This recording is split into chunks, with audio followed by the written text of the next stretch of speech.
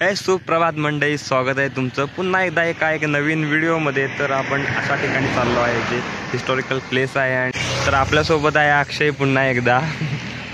तर आम्ही चाललो आहे कोपेश्वरला। तर इथून 32 शिराळ्यामधूनच जाईल, तिथून इथून दोन फ्रेंड्सना पिक करीन आणि पुढे जाईन। तर आम्ही बाईक घेऊनच चाललो आहे। तर बघू, 8 वाजलेत, 8:30 वाजलेत। सकाळी प्लॅन केलेला लवकर जायचा, पण किती विचार केला लवकर जायचं तर काही ना काही वेळ होतोच। लवकर म्हणजे अरे तुला सांगतो, मी फोटो काढलेत, माझा शर्ट वल्ला झालाय, 7:30ला घरातून निघालो तरी।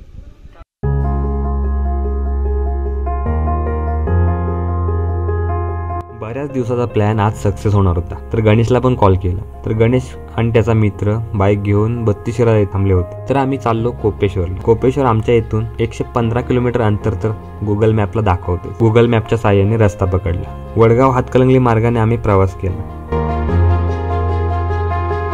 अक्षय बोलला मिसळ खाऊया। मिसळ खायला गेलो तर मिसळचं फक्त नावच मोठं होतं।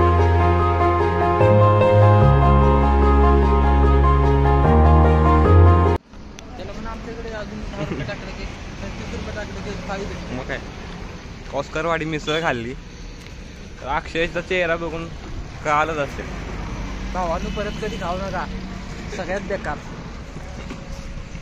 Brand doesn't matter.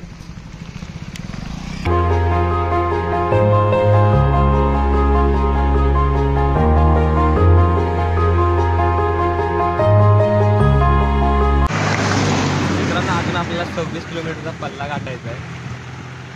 तर खूप अशी बरीचशी वळणं घेत आम्ही शेवटी खिद्रापूरमध्ये पोहोचलो। फायनली आपण इथे डेस्टिनेशनला पोहोचलो।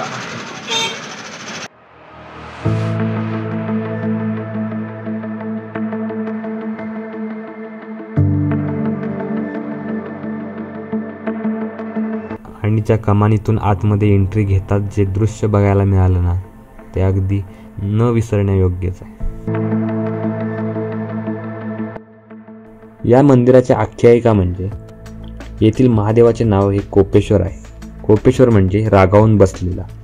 दुसरं एक वैशिष्ट्य म्हणजे या मंदिराबाहेर नंदी नाही। मंदिर किमान 7व्या शतकात चालुक्य राजवटीत या मंदिराच्या उभारणीची सुरुवात झाली असावी। पुढे 11 ते 12व्या शतकात शिलाहार राजवटीत हे काम पूर्णत्वास आले असावे। या मंदिरास 108 खांब आहेत, तसेच प्रत्येक खांबावर वेगवेगळी कलाकृती कोरलेली आहे।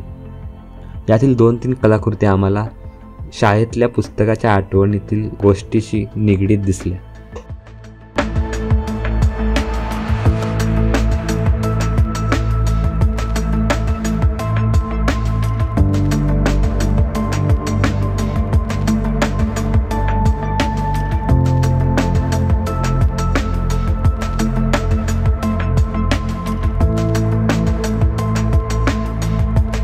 या मंदिराची रचना करताना हे पूर्ण मंदिर 95 हत्तींनी आपल्या पाठीवर उचलून धरले आहे असे दर्शविण्यात आले आहे।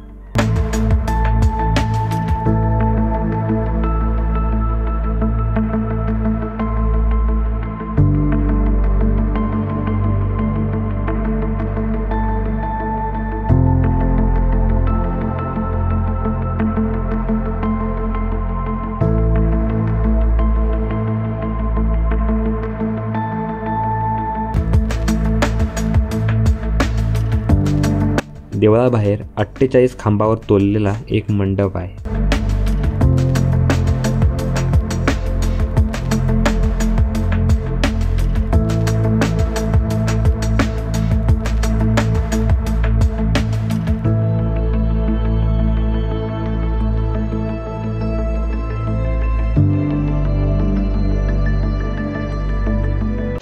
फायनली कोपेश्वरचं दर्शन झालेलं आहे आणि अमेझिंग वास्तू आहे। जर तुम्ही येणार असाल ना तर आवर्जून या आणि बघण्यासारखं म्हणजे अशी वास्तू आहे की त्यांना फोडताना कसं काय वाटलं नाही।